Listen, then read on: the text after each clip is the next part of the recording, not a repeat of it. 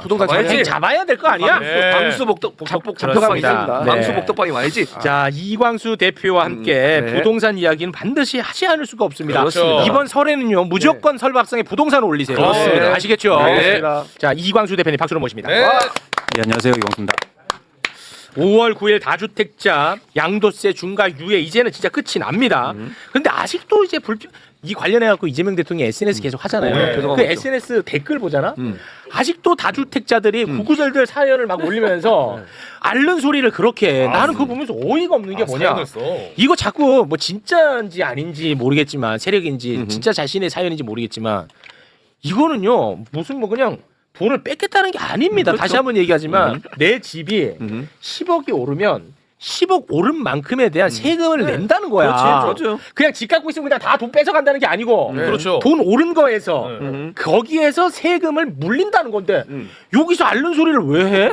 아 그만큼 감수해야지 팔던지. 둘 중에 하나. 그거 팔던지 아니면 아니면 갖고 팔 때는 있으면서 세금 내고. 그럼 돼. 근데 그렇게 팔아도 수익은 보는 거잖아요. 보는 거야. 맞아.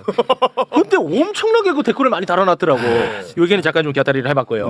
어제 국토부가 이제 보도자료를 냈는데 관련해가지고 최경영 기자가 여기서 난리를 쳤어요. 근데 또 그 난리 친 걸 갖고 이제 커뮤니티에서 저를 또 비판하는 분들이 많더라고요. 저 무지성으로 저 너무 저기 휩쓸려 간다고 키우기가. 예, 그래서 이거 좀 진실을 좀 알고 싶기도 합니다. 그러니까 저희가 이게 구조를 이해하실 필요가 있어 보여서 제가 오늘 좀 쉽게 설명드리려고 왔고요. 네. 또 하나는 이제 아까 왜 우냐, 왜 우는 소리 하냐. 예, 한번 그 말씀 가보세요. 댓글 드렸는데 엄청 달려요. 왜 그런지 아십니까? 왜? 울면 들어주기 때문이에요. 그렇게 그동안은- 해왔으니까. 지금도 들어주는 모양새를 보인단 말이죠. 지금도. 네. 네, 그러니까 자꾸 우는 거예요. 근데 무주택자가 속으로 울지 밖으로 웁니까? 네, 그래서 자꾸 이런 일이 벌어지는 거예요. 그런데 그래. 이재명 대통령은 분명히 명확하게 얘기했어요. 11번 보여주세요. 그 이유가 있네. 예, 명확히 보여줬어요. 뭐냐면 자본주의 사회에서 집을 여러 채 가지는 것은 자유지만 그로 인해 파생된 사회 문제에 대해서 책임은 지워야 된다. 그러면서 어떻게 설명하냐면 파생된 사회 문제가 뭐느냐? 다주택자보다 집값 폭등으로 고통받는 국민들이 더 배려받아야 된다. 그렇지. 그렇죠. 높은 주거 비용으로 결혼, 출산을 포기한 수백만 청년들의 피눈물은 안 보이는가? 그러니까 그동안은 어떻게 했냐면 다주택자가 울면요. 뭐가 문제예요? 민원 들어줬어. 그런데 이재명 대통령은 난 관심 없는데 명확하게 나는 무주택자가 중요하고 나는 수백만 청년과 그리고 주거 비용으로 고통받는 사람들이 더 중요하다고 얘기하는 거예요. 너무 당연하죠. 그래서 그런 짜증이나 뭐 예를 들어서 뭐 이런 거를요 볼 필요가 없어요. 그런데 자꾸 아유 너무 아니 내가 왜 그러냐면 아니 이재명 대통령도 볼 거 아니야. 내가 볼 정도면. 맞아요. 와, 그 나는 어이가 없더라고. 그래가지고 아니, 그렇게 된 겁니다. 네. 저희는 거기에 휩쓸리지 않고 휩쓸리지 갈 길을 않습니다. 가보겠습니다. 네. 자, 그래서 이제 우리나라 주택 사업에 그러니까 주택 시장의 구조를 좀 아실 필요가 있는데 결국에는 가격이 중요하지 않습니까? 네. 가격에 초점을 맞춰볼게요. 가격은 수요와 공급에 따라서 결정이 되죠. 그렇죠. 그래서 1번을 한번 보여주시면 결국엔 주택 공급과 수요가 만나서 가격이 결정됩니다. 그런데 공급은 건설사가 짓는 아파트의 양이 아니에요.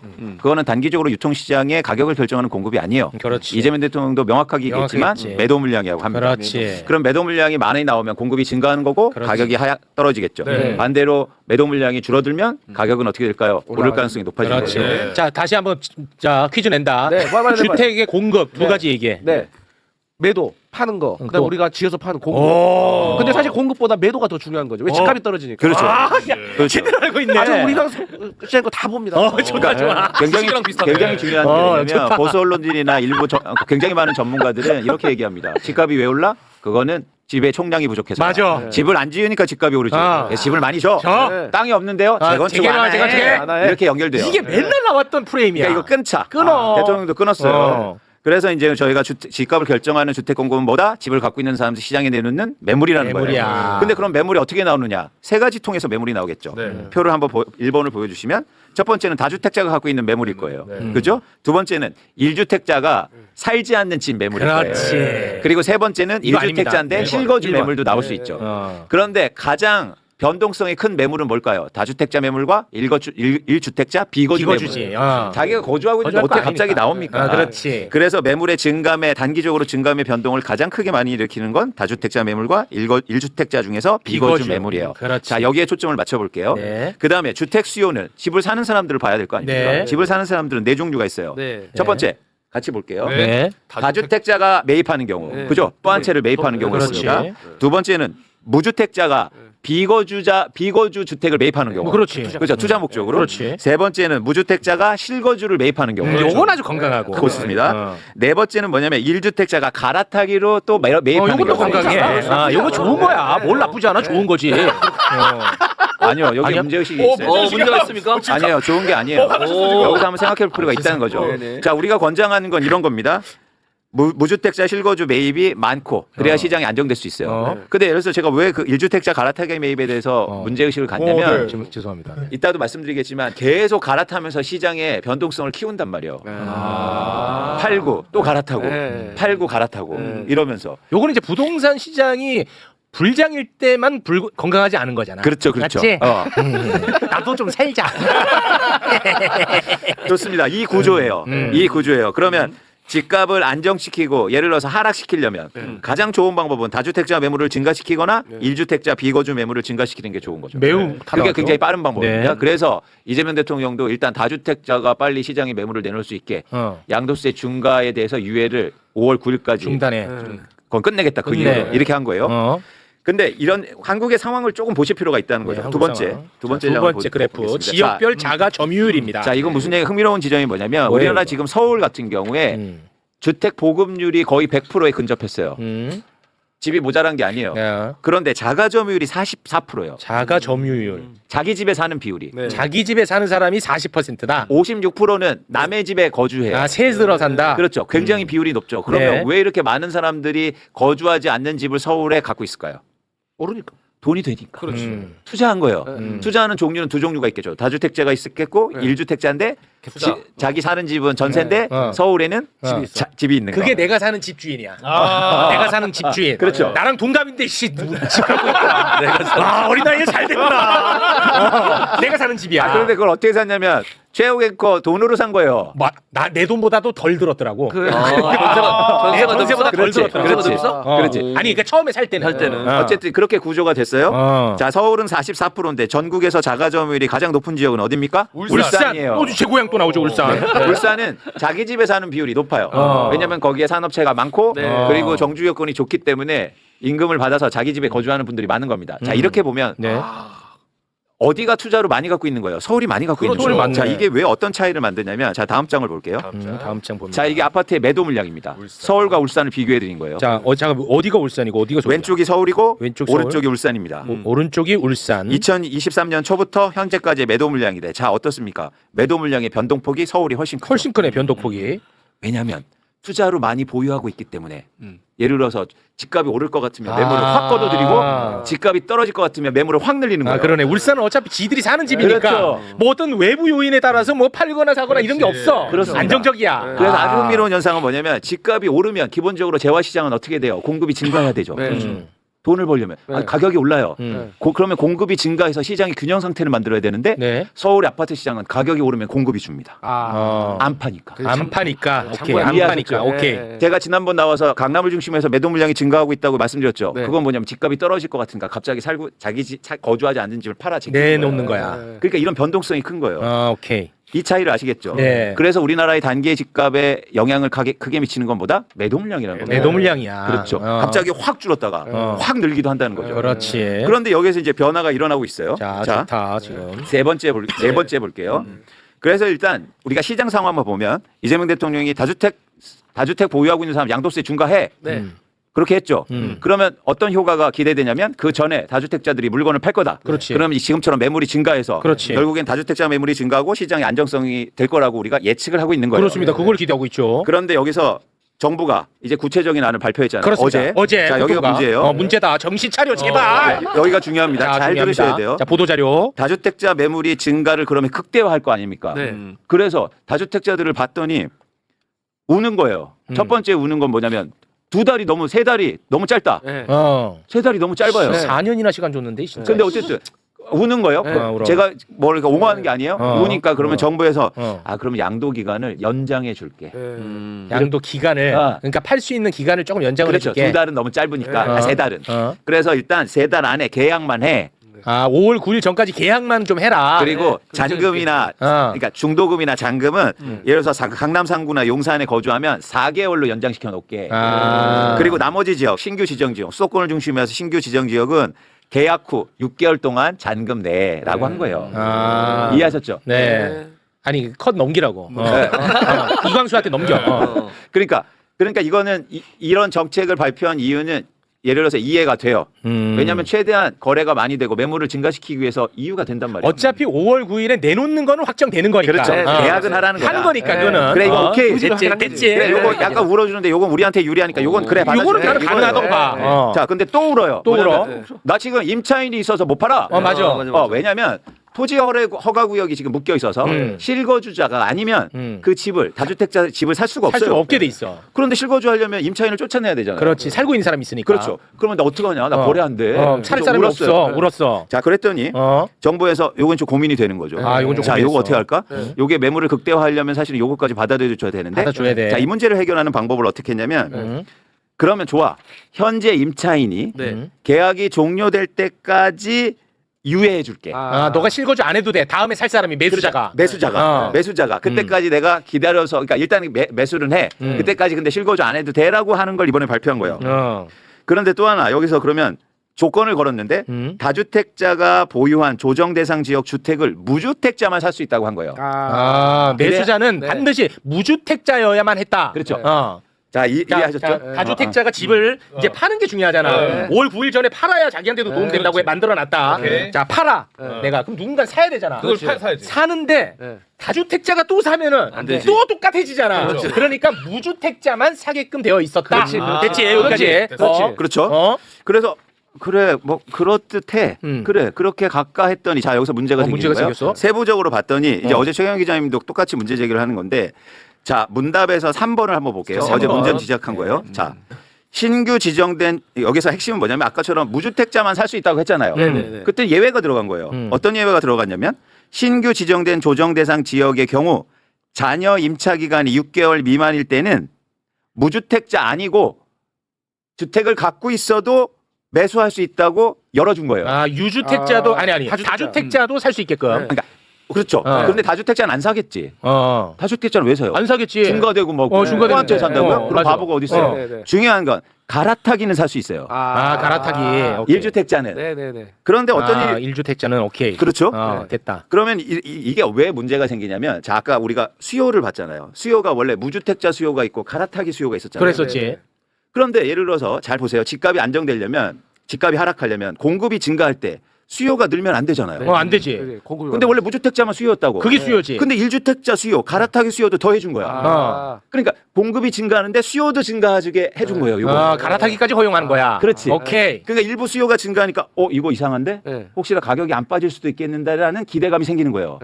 이해하셨어요? 네네네. 수요가 더해지니까. 살 사람이 많으니까. 파는데 잘 팔리면은 또 그게 핵심이요. 너무 살 잘 사람이 팔리면. 많아진 거야. 원래는 무주택자만 살 수 있는데 이제 1주택자도 1주택자도 살 수 있어. 나도 사볼까라가 돼버린 거야. 그러면 이제 집값이 자, 이러면 이제 안정이 어려워. 아리송이죠. 아리송이야. 네, 아리송이에요. 여기서는 아리송입니다. 8번으로 자, 가볼게요. 8번 갑니다. 잘 따라오고 계시죠, 여러분? 네. 근데 여기서 또 이런 거예요. 자, 아까 보셨듯이 매도 물량 중에서 다주택자가 파는 것과 여기서 자 보여드릴게요. 8번 문답. 8번. 예, 8번. 다주택자가 파는 게 있고 또 누가 파는 게 있습니까? 1주택자인데 비거주한 주택이 파는 경우도 있잖아요. 그렇지. 그렇죠. 그것도 중요해. 그래서 예를 들어서 그 매물이 같이 만들어지는 건데 이번에 그러니까 1주택자 비거주도 임차인이 있을 거 아니에요. 그 안에. 네. 있죠. 예. 그런데 이번에 그러면 1주택자 중에 비거주자 중에 그러면 아까 풀어줬잖아요. 다주택자는 쉽게 말해서 전세 끼고 있어도 매도할 수 있어라고 풀어준 거예요. 해줬잖아. 근데 1주택자 중에서 비거주로 갖고 있는 사람들은 안 된다고 한 거예요. 못 팔게 해놨어. 못 팔게. 근데 사실은 원리적으로는 그게 맞다고 생각할 수도 있겠지만 시장 상황을 볼게요. 공급은 제한돼 있단 말이에요. 공급은 오히려 그냥 다주택자 매물만 증가하는 거예요. 1주택자 비거주 매물도 증가하면 더 효과가 증대될 수 있잖아요. 그렇지. 그렇죠. 근데 그건 아니야. 그건 할 수 없어라고 돼버리고. 할 수 없어 했지. 자, 이렇게 되면 무슨 얘기입니까? 공급은 지금 시장에 쉽게 말해서 내가 집을 사러 가면 다주택자 매물만 있는 거예요. 그렇지 않습니까? 그렇습니다. 근데 봤더니 수요는 예를 들어서 1가구 1주택자도 그러니까 1가구 1주택자도 있을 수 있고 무주택자도 있는 거예요. 이런 시장 상황이에요. 이게 지금 예를 들어서 정보가 많은 세부적인 대책 때문에 이런 시장이 형성될 가능성이 있는 거죠. 자, 그렇게 되면 이 얘기를 들으면 더 쉬워요. 자, 다주택자는요. 다주택자가 지금 임차인이 있어도 갭 투자하는 사람들한테 팔 수 있어요. 그렇지. 그렇죠. 심지어 실거주 의무도 유예가 돼요. 네. 다주택자는. 맞아. 그러니까 쉽게 팔 수 있어요. 오히려. 왜 갭 투자 요거 이해하고 가야 돼. 자, 봐봐. 다주택자가 네. 집을 팔아. 근데 세입자가 있지. 안에 살고 있어. 그런데 여기는 규제 대상이기 때문에 이 집을 사는 사람은 반드시 실거주를 해야 돼. 수산이가 딱 샀어. 나 그럼 살아야 되는데. 반드시 사야 되는데 이 사람이 있으니까 어렵지. 어떡해. 그러니까 이게 사람들이 잘 안 살 것 같은 거야. 그러니까 여기 있을 때는 한 2년 정도 너 실거주 안 해주기로 했단 말이야. 여기까지 됐지. 오케이. 됐어. 그러다 보니까 이 사람은 살고 있는 사람이 있잖아. 그럼 이 사람이 전세금은 내가 부담을 안 해도 되는 이게 갭 투자야. 맞지? 이게 자동방으로 갭 투자를 부추기는 꼴이 돼버린 거야. 맞지? 맞죠? 다주택자 아파트만 갭 투자가 가능해졌어. 다주택자만 갭 투자가 가능해져버린 거야. 이놈아. 다른 주택은 갭 투자가 불가능해. 자, 그런데 아주 이상하게 자, 돼버렸죠. 그런데 봐봐. 어? 1주택자야. 그런데 비거주. 내가 집을 내 집이야. 근데 나는 이 집에 안 살고 있었어. 근데 세입자가 있지. 근데 이 사람도 집을 팔아야 돼. 물건이 많이 나올 거 아니야. 그런데 이 사람은 못 팔게 했다는 거야. 맞지? 맞죠. 어. 할 수가 없어. 그거는 갭 투자가 금지야. 어. 1주택자 집은. 그렇기 때문에 예를 들어서 갭 투자하고 하는 사람들은 다주택자 집만 살 수 있는 거예요. 다주택자 아이러니한 집만, 상황이 되는 거예요. 갭 투자로 살 수 있는 상황. 그리고 뭐냐면 심지어 다주택자 주택은 늦게 입주해도 되고 실거주 의무도 기간이 유예가 돼. 오히려 인센티브가 붙었어요. 인센티브가 붙었다. 자, 여기서 이제 문제의식을 어떻게 갔냐면 자, 이제는 12번 한번 볼게요. 자, 지금 상황이 어떤 거냐면 다주택자는 주택을 팔아요. 다주택자는 집, 그렇지. 그리고 무주택자가 집을 사요. 그렇지. 이 구도예요. 어. 자, 13번 볼게요. 근데 다주택자는 이 기회를 이용해서 세금을 절약해요. 절약하지. 그리고 시세 차익을 얻으면서 집을 팔아요. 맞아. 그죠? 응? 그리고 집은 이 주택이 훨씬 더 유리해. 여러 가지로 볼 때. 그죠? 아까 말씀드린 것처럼 갭 투자도 가능하고 실거주 의무도 유예가 돼. 근데 무주택자는 그럼 어떻게 됩니까? 여기서 집을 사요. 그러면 나중에 집값이 떨어지면 어떻게 되는 거야? 집을 산다면 집값이 떨어질 가능성이 높네. 그러네. 충격적이죠. 그렇긴 자, 하네. 생각해 보세요. 지금 집값이 안 떨어지고 여러 가지 인센티브가 조금씩 붙으면서 다주택자는 엑시트를 했어. 엑시트 엑시트 했어. 심지어 세금도 이제 적게 냈어. 했어. 혜택 다 받으면서. 근데 그 집을 무주택자만 살 수 있거든. 무주택자가 샀어. 그런데 만약에 점차적으로 예를 들어서 대통령 말처럼 집값이 떨어져. 떨어져. 그러면 황당한 상황 다주택자만 아니야? 좋은 거고 무주택자는 심지어 다주택자는 집 팔아서 주식시장에서 주식을 사. 그것도 좀 어렵네. 이거 아이러니하네. 아이러니해.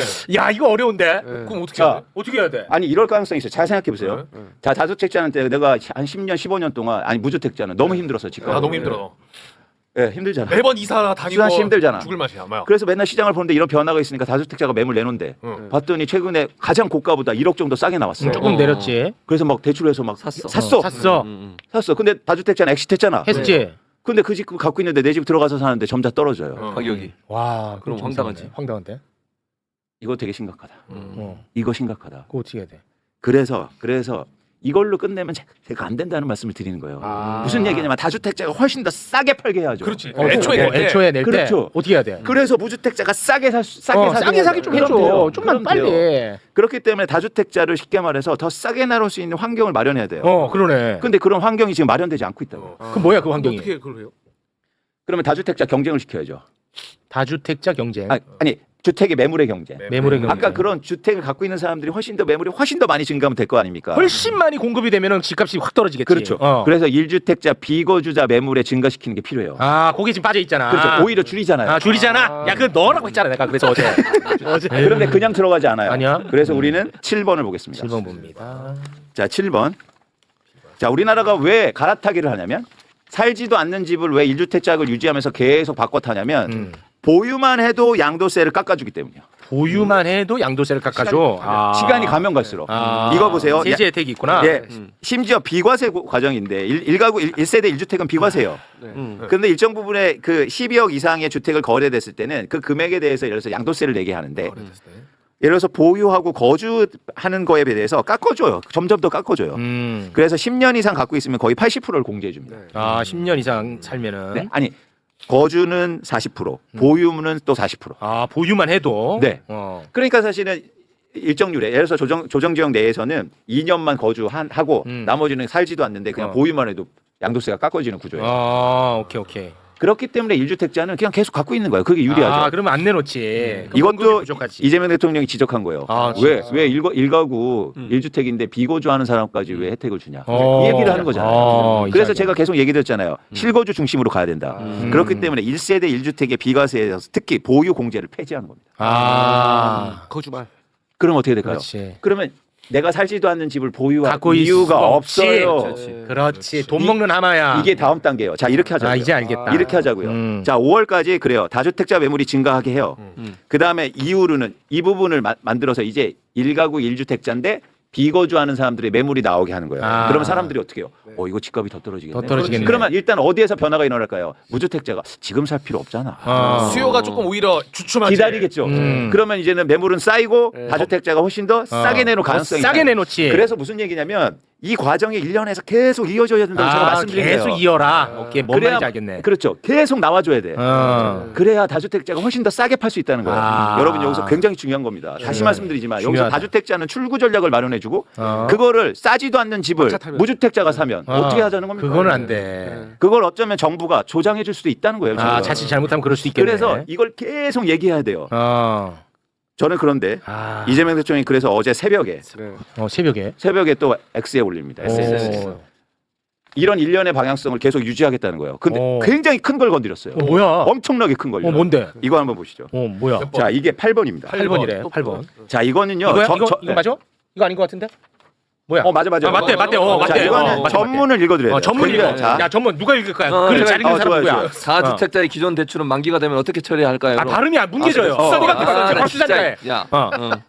다주택자들의 기존 대출은 만기가 되면 어떻게 처리해야 할까요? 힘들고 어렵지만 모든 행정과 마찬가지로 금융 역시 정의롭고 공평해야 합니다. 집값 안정이라는 국가적 과제를 해결하기 위해서라도 자가 주거용 아닌 투기용의 다주택 취득에 금융 혜택까지 주는 건 문제가 있습니다. 그렇지. 그래서 현재 다주택자 대출 규제는 매우 엄격합니다. 양도세까지 깎아주며 수년간 기회를 주었는데도 다주택을 해소하지 않고 버틴 다주택자들에게 대출 만기가 되었는데도 그들에게만 대출 연장 혜택을 추가로 주는 것이 공정할까요? 이거 불공정이죠. 네, 그리고 규칙을 지키고 사회 질서를 존중한 사람들이 부당한 이익을 노리고 규칙을 어긴 사람들보다 불이익을 입어서는 안 됩니다. 그렇죠. 아직도 버티면 해결되겠지 생각하시는 분들께 말씀드립니다. 이제 대한민국은 상식과 질서가 회복되는 정상 사회를 향해 나아가고 있습니다. 정상 사회의 핵심은 규칙을 지키는 선량한 사람이 손해보지 않고 규칙을 어기는 사람들이 이익 볼 수 없게 하는 것입니다. 민주사회에서는 공정함이 성장 발전의 원동력입니다. 제가 계속 강조했죠. 네. 공정이 공정. 중요하다. 네. 자, 근데 여기서 엄청나게 불공정이 있었어요. 어떤 불공정이냐면 잘 생각해 보세요. 예를 들어서 10년 전에는 대출 규제가 없었어요. 10년 전에는 대출 규제가 없었죠. 네. 그래서 예를 들어서 집을 사는데 규제는 있었지만 엄청 컸어요. 집값의 막 7-80%를 대출해줘. 10억짜리, 3억만 있어도 들어가. 김대수 집 사라. 그래서 김대수 집 사라. 집을 샀어요. 샀어. 근데 집값은 엄청나게 올랐어요. 그죠? 네. 그래서 집값이 오르니까 지금은 대출 규제를 해요. LTV가 예를 들어서 40% 정도밖에 안 됩니다. 맞아요. 자, 그러면 어떻게 되는 거예요? 집값이 올라서 대출 규제를 하는데 이 대출 규제는 신규 대출자만 적용받아요. 그 전에 받았던 사람들은 계속 이어지고 있어. 그 대출 조건이 계속 유지가 돼요. 사다리 걷어차기. 그렇죠. 그래요? 자, 중요한데 뭐냐면 예를 들어서 만기가 돼도 그리고 금리를 뭐 조정해도 그 대출이 똑같이 적용이 돼요. 그런데 지금 사회적 문제가 뭡니까? 가계 대출이 너무 증가해서 신규 대출은 불가능해요. 그렇잖아요. 그렇기 때문에 대출을 줄이고 있거든요. 그리고 또 집값이 이렇게 올랐잖아요. 그런데 그들에 대한 어떤 그 규제나 이런 게 없습니다. 이거는 불공정하네, 진짜. 그래서 이게 전형적인 사다리 걷어차기네. 그렇죠. 그래서 예를 들어서 지금 무주택자들이나 청년들은 말도 안 된다고 하는 거예요. 그러네. 내가 집 살려고 하니까 집값은 다 올려놓고 그러네. 대출도 안 해줘? 야, 집값을 내 올려놓고 마음이야. 대출도 안 해주고 그럼 마음이야. 나는 어디에서 사냐? 베일집에서 사냐? 그렇죠. 그래서 뭐라고 하냐면 그래서 국힘에서 그렇게 얘기하는 거예요. 야, 대출이라도 해줘. 그런데 어떻게 됩니까? 대출을 해주면 그럼 빚더미야. 집값이 오르잖아요. 그건 안 돼. 그리고 사지도 못해. 그래서 제가 지난번에도 계속 얘기했던 게 있습니다. 가계부채 구조조정이요. 네. 가계부채 구조조정. 자, 이건 무슨 얘기냐면 자, 다음 장. 큰일 났네. 영화 코너 해야 되는데. 진짜 큰일 났네. 9번 이거 되게 중요한 문제예요. 자, 무슨 얘기냐면 기대출자 중에서 기대출자 중 지금 대출을 받고 있는 사람들. 다주택자나 아니면 투자로 집을 보유하고 있는 사람 중에서 대출이 만기가 오거나 아니면 조건을 바꿀 때는 새로운 대출 규제를 적용해야 된다. 그 상식이지. 그럼 어떻게 됩니까? 대출을 갚아야죠. 네. 그럼 어떻게 돼요? 집을 팔아야죠. 팔겠지. 그러면 그렇지. 집값이 집값이. 매물이 증가하고 집값이 떨어지죠. 그렇지. 그러면 그 대출 여력으로 신규 무주택자한테 대출해 주자는 거예요. 너무 좋지 않습니까? 이 얘기는 제가 수년 동안 해왔어요. 그런데 엄청난 벽에 있었어요. 뭐야? 은행의 벽이요. 은행 뭐예요? 은행이 이 대출로 수조 원 벌고 있거든. 그런데 이래서 대출 갚고 새로 대출해주면 돈 많이 들죠. 네. 대출 줄 수도 있죠. 네. 그러니까 대출이 엄청나게 높아요. 제가 에피소드를 얘기해 드릴게요. 전 국정기원위원회 제가 자문위원이었는데 가서 이 얘기를 강력하게 주장했어요. 네. 근데 다 앞에 은행 관계자들이야. 학을 뛰어. 저 뭐야 저거? 그래서 뭐 하는지 북한이 아실까요? 나가라 씨. 그렇죠. 우리나라 자본주의예요. 이러는 거예요. 그래서 제가 왜요? 그러면 자본주의는 공정한 게 자본주의 아닙니까? 시장 아닙니까? 그래서 이걸 주장했는데 터무니없는 얘기로 했어요. 그런데 지금 대통령이 이 얘기를 하는 거예요. 그 얘기였구나. 나 뭔 얘기를 지금 못 알아들었어. 기대출자의 대출을 갚게 하라는 거예요. 야 대박 사건 터진 거네. 이거는 지금요. 이 대박 한국의 사건이네. 금융체제를 흔들 뿐만 아니라 새로운 공정체제로 흔드는 겁니다. 그리고 이렇게 되면요. 한국의 부동산 시장은 무조건 안정이에요. 와 대박 터지. 나는 이게 뭔 얘기인지를 못 알아듣겠더라고. 아니 근데 근데 사실 지금 요즘 그러니까 이 다른 데서 이제 이 정부의 부동산 정책을 공격하는 주장이 뭐냐면 아니 매물이 많이 나왔다고 하니까 매물이 나와도 그러면 지금 토호제 지역에서는 대출을 못 한다. 그렇게 공격을 해왔거든요. 그것도 해결되는 거야. 그러니까 지금 그것도 해결되는 거야. 알았지? 이제 종편 나가기 수월해졌지. 끝났습니다. 너희들 기다려라. 내가 간다. 저는 너무너무 깜짝 놀랐어요. 놀랬겠네. 이 얘기를 대통령이 한다는 건요. 우리나라의 진짜 가장 큰 기득권, 가장 큰 벽을 없앤다는 거예요. 이 은행의 이 금융의 벽은요.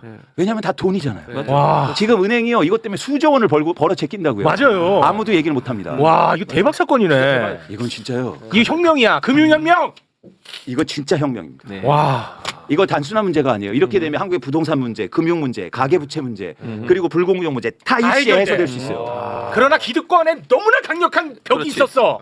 제가 이 얘기를 하면요. 와 북한 가라 그랬어. 매일이 500건 쌓입니다. 북한에서. 대출 갚을.